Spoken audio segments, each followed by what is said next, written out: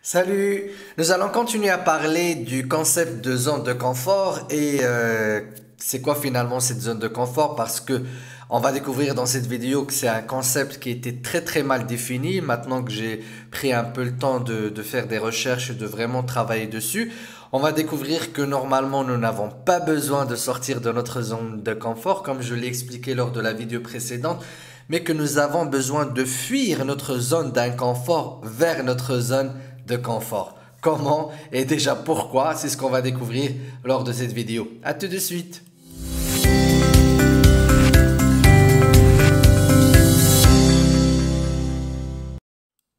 Tout d'abord, je me présente, je m'appelle Faisal Afidi, je suis coach et formateur en développement personnel et également fondateur de Faisal Afidi Training qui propose des formations en développement personnel et un accompagnement dont vous allez trouver le lien en bas de cette vidéo. Je suis également auteur du livre, alors il est où mon livre, La joie de l'échec, qui est un livre sur l'échec et la résilience et comment pouvoir dépasser des épisodes d'échec en termes de projet ou de réalisation pour pouvoir en faire de futures réussites.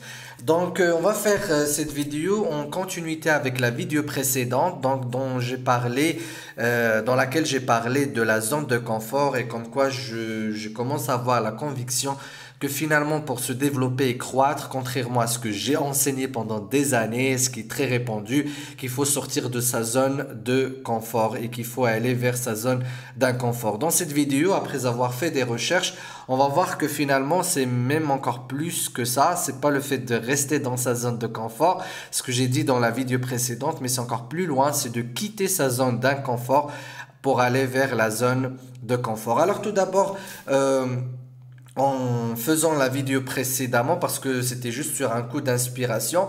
J'avais pas fait assez de recherches donc et pour une des rares fois où j'ai fait des recherches directement sur YouTube, j'ai pour habitude de faire des recherches sur Google et que Google me propose des vidéos.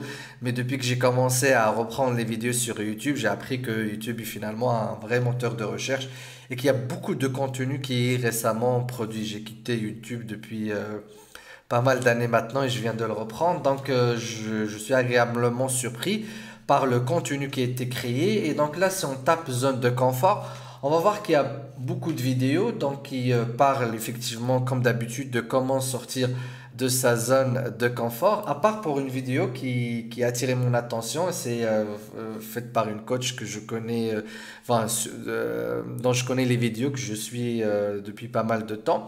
Donc, il s'appelle Nathalie Martin. Donc, il parle effectivement, elle aussi, de ne pas sortir de sa zone de confort. Sinon, il y a des vidéos connues que je suis également, de David Lefrançois, que j'aime beaucoup aussi. Donc, il parle aussi, lui, il parle de zone de confort comme un poison.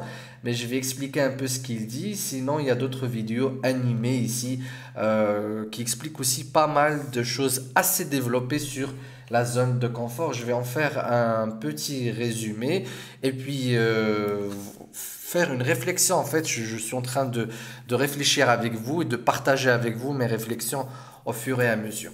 Donc, pour résumer un peu ce qui était dit dans ces vidéos-là, donc ce que j'ai appris de nouveau, en tout cas en les regardant, c'est tout d'abord, après la zone de confort, c'est qu'il y a une zone d'apprentissage. Et ça, c'est effectivement très intéressant.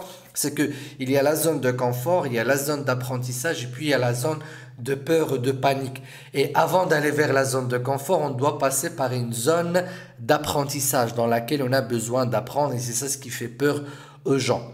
Mais dans cette explication ici, on garde toujours le concept de sortir de sa zone de confort pour aller vers une zone d'inconfort. Puis il y a donc la vidéo donc de David Lefrançois donc qui explique pareil la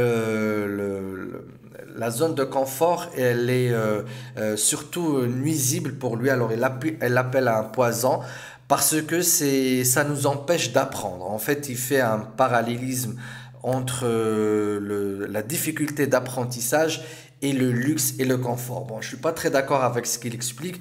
Il donne des arguments, mais je pense que il faut les revoir. Alors, il explique que dans la majorité des centres d'apprentissage qui font sortir les meilleurs talents, que ce soit en musique, que ce soit en sport. D'ailleurs, il a parlé de Bob Bowman, dont j'ai parlé Donc, lors de la vidéo précédente, donc oui, Bob Bowman parle d'une piscine dans laquelle il a fait sortir les meilleurs athlètes, mais qui c'est une piscine délabrée.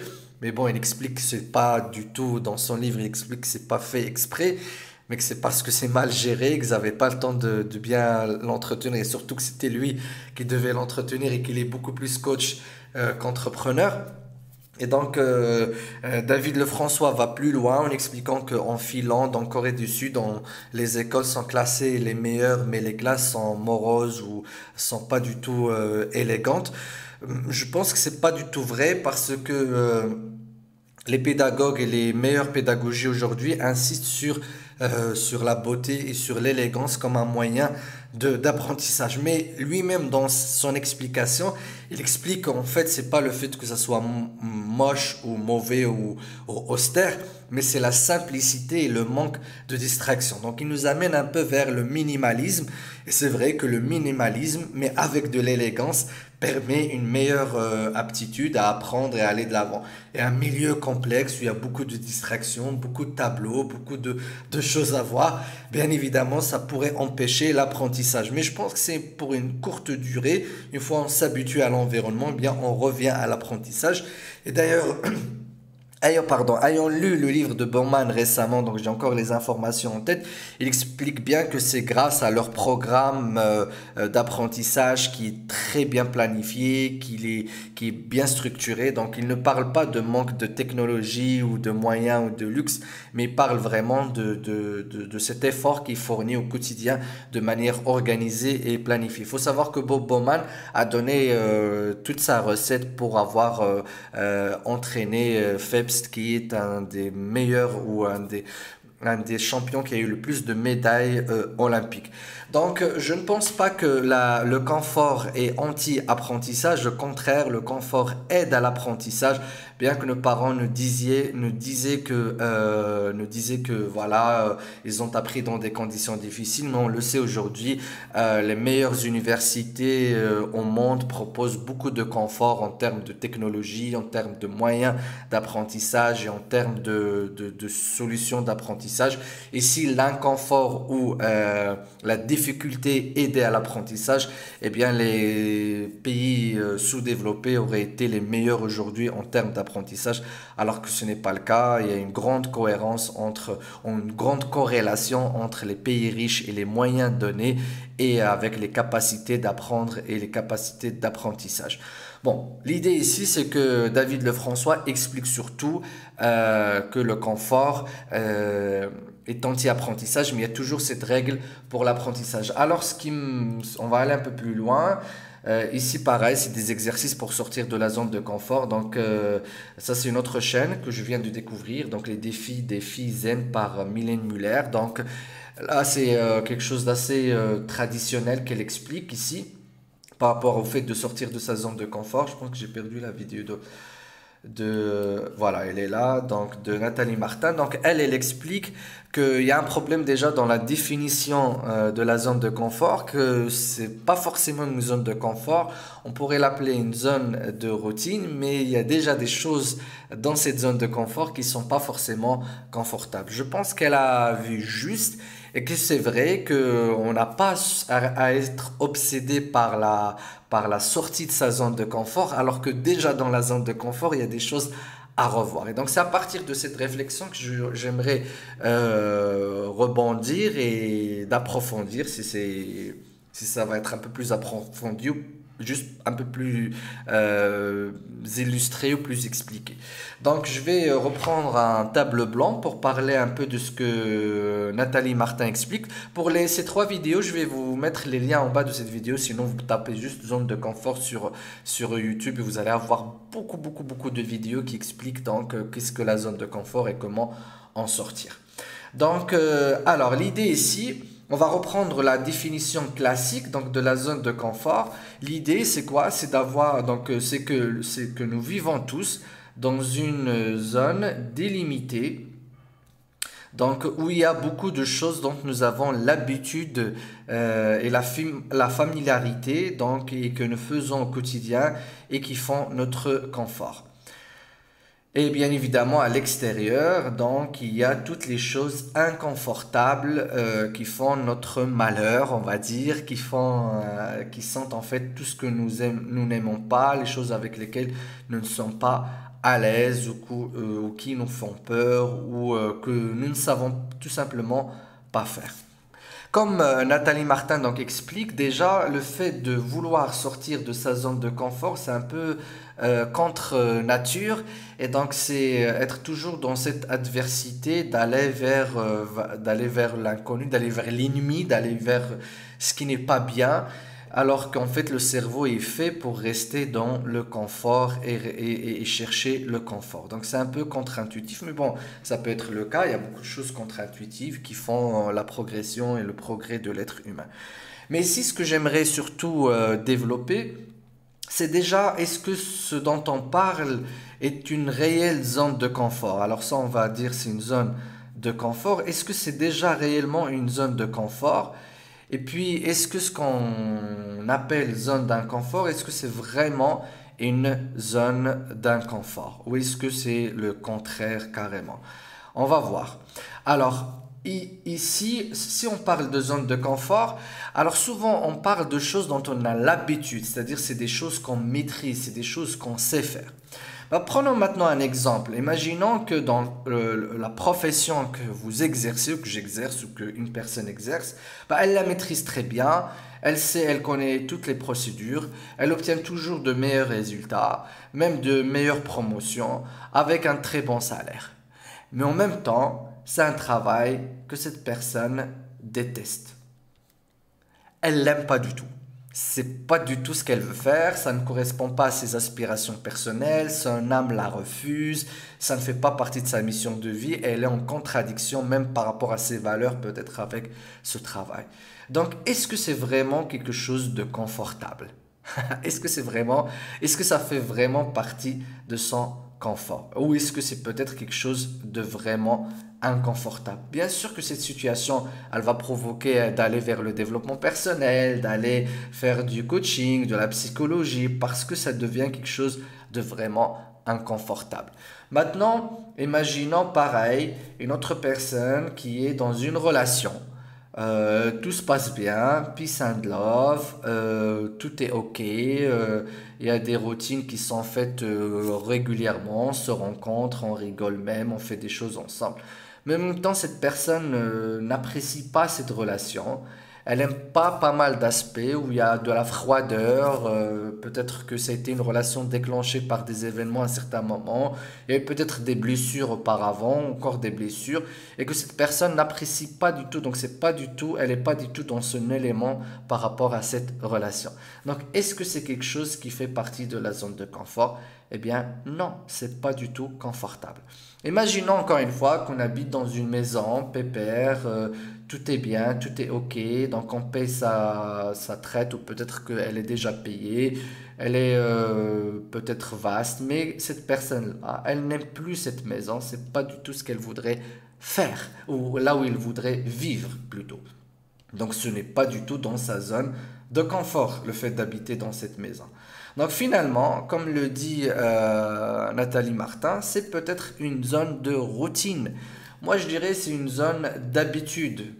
Pourquoi? Parce que bon, les routines, il y a des routines qui sont bonnes et il y a des routines qui sont mauvaises. Et il y a aussi des habitudes qui sont bonnes et des habitudes qui sont mauvaises. Mais ici, c'est des choses auxquelles nous sommes plutôt habitués, mais qui ne sont pas forcément confortables.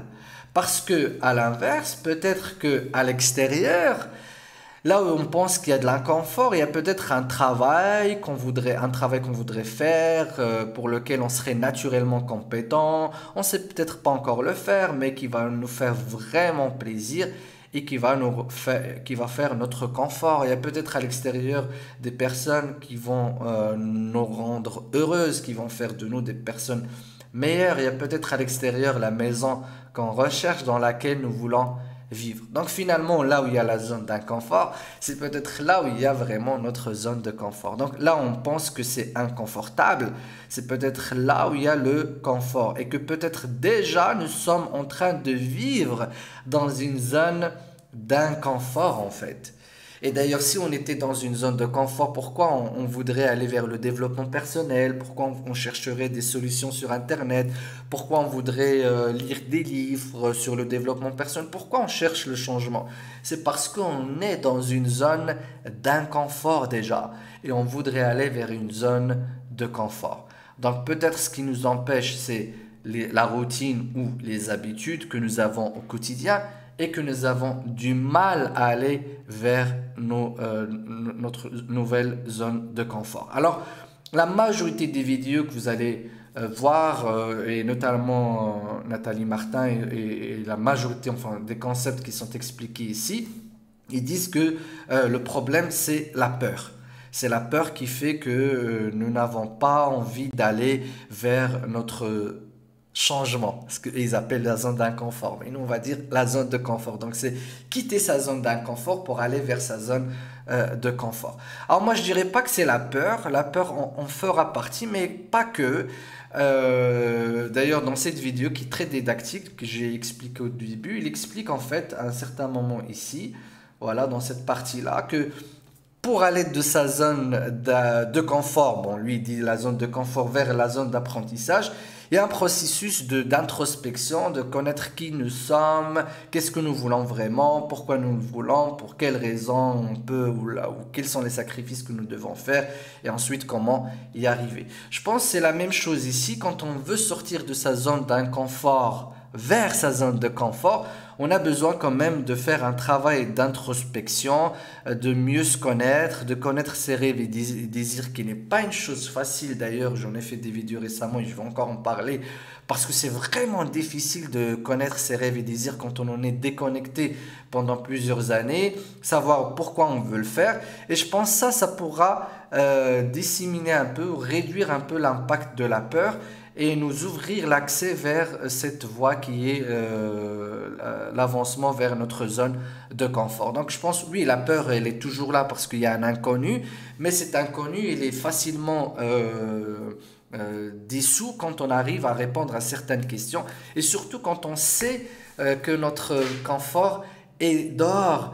Et ce qui est agréable, c'est que notre cerveau, il est fait pour aller vers le confort, mais il est fait aussi pour aller de manière progressive et surtout en ayant une connaissance de ce que nous faisons. Le contraire,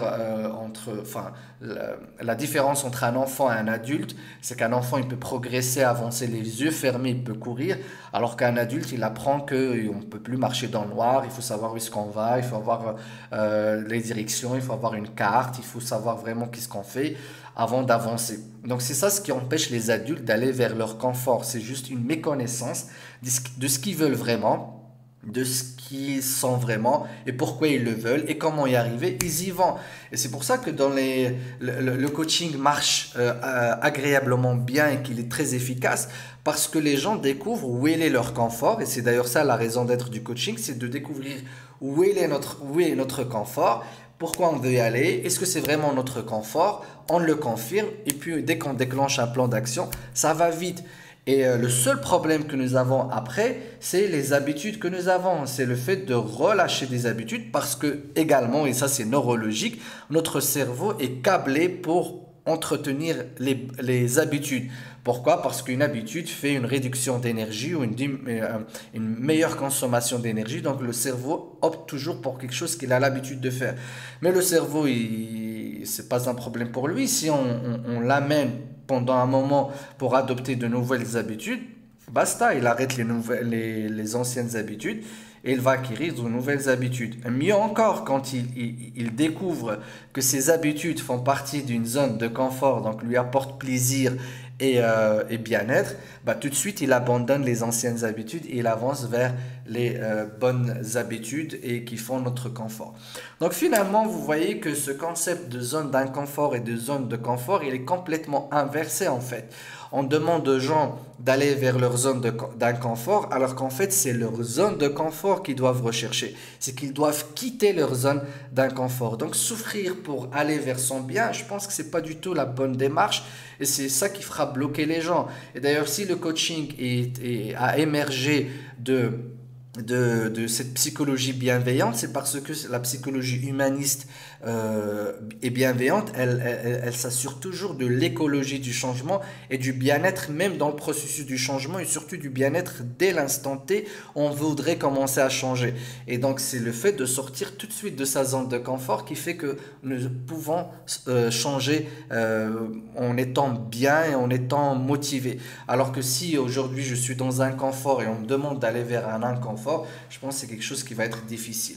Maintenant, ce dont j'aimerais parler, c'est d'où vient cette idée d'aller de sa zone de confort à sa zone d'inconfort. Je pense que c'est quelque chose qui est venu de l'ère industrielle que nous avons vécu ces 2 derniers siècles, où l'homme a commencé à rentrer en interaction avec le fer. Donc l'ère industrielle, c'est l'ère où on a commencé à forger le fer, à créer des machines, à travailler contre la nature, à construire des barrages, des routes, à faire passer des rails de train. Et donc l'idée ici était d'aller contre la nature, c'est d'aller dans l'adversité, c'est de travailler dur, c'est de souffrir pour pouvoir sortir quelque chose. Et donc cette idée de travailler et de souffrir pour créer, je pense que c'est pas, ça n'a pas été l'idée des industriels eux-mêmes, parce que eux ils savaient qu'il fallait pas souffrir pour créer. Au contraire, ils se souciaient de leur bien-être d'abord, mais ils ont fait disséminer cette idée chez les ouvriers, chez les travailleurs, pour qu'ils puissent donner le maximum d'efforts et d'énergie pour pouvoir affronter la nature et en faire ce que nous en avons fait aujourd'hui, étant donné que nos villes aujourd'hui, tout ce que nous avons construit est contre nature et anti-nature. Nous avons combattu la nature en fait ces 2 ou 3 derniers siècles. Mais je pense que la génération à venir, qui est dans le retour à la nature, le retour à l'écologie en tout cas, qui est dans la technologie, donc tout ce qui est friendly user, donc tout ce qui est facilement utilisable, va prendre conscience qu'en fait l'avancement n'est pas dans l'adversité, n'est pas dans l'inconfort, mais il est dans le confort continu et permanent pour amener un changement bon et naturel et qui correspond à notre bien-être. Bien évidemment, dans la nature humaine, il y a des personnes qui évoluent dans l'adversité, dans le combat, dans l'exploration, dans l'aventure, dans l'inconnu. Mais ça, pour ces personnes, ce n'est pas inconfortable. Au contraire, ça fait partie de leur zone de confort. Et il y a d'autres personnes qui préfèrent évoluer dans le compromis, dans la synergie, dans l'amitié. Ça aussi, ça fait partie de leur zone de confort. Le problème, c'est que quand les uns veulent imposer leur philosophie de vie aux autres, quand ceux qui vont vers des choses inconfortables en étant confortables dans leur tête, imposent aux autres que la réussite c'est d'aller vers cet inconfort-là. Alors qu'en fait non, l'idée c'est que chacun doit chercher son confort et d'aller vers ce confort-là et d'évoluer vers ce confort. Après, il y a le problème de l'effort. Alors beaucoup de gens confondent entre confort et moins d'effort. Alors ce sont en fait 2 choses différentes. Le confort, c'est le fait d'être là où on doit être, c'est de se sentir en cohérence avec ce que nous faisons, en symbiose avec ce que nous faisons. Et en fait, ça ne fait que déclencher plus d'efforts en fait. Ça fait que exploser nos efforts et nous faire avancer davantage. Parce que l'être humain est une créature très énergique, on est plein d'énergie, on a besoin de dépenser cette énergie. On ne peut pas dormir si nous n'avons pas épuisé notre réservoir d'énergie chaque jour. Et donc, le fait de vouloir être dans le confort, ça ne veut pas dire être dans la paresse ou être dans le moindre effort. Au contraire, c'est d'être dans la moindre résistance pour donner le meilleur effort ou pour que chaque effort donné puisse aboutir parce qu'il n'y a pas de résistance causée par l'inconfort. Donc voilà un peu les réflexions que j'ai pour ce concept-là. Je vais continuer à réfléchir dessus, à revoir d'autres vidéos, à aller un peu plus loin sur ce concept et peut-être sortir une définition un peu plus approfondie ou un peu plus claire. Peut-être c'est un peu confondu parce que là, mes réflexions, ce sont des réflexions du moment. Et puis, si vous avez des questions ou des réflexions, vous aussi, sur le concept de zone de confort et zone d'inconfort, n'hésitez pas à les partager en bas de cette vidéo et je vous dis à très bientôt pour une autre vidéo. Ciao, ciao!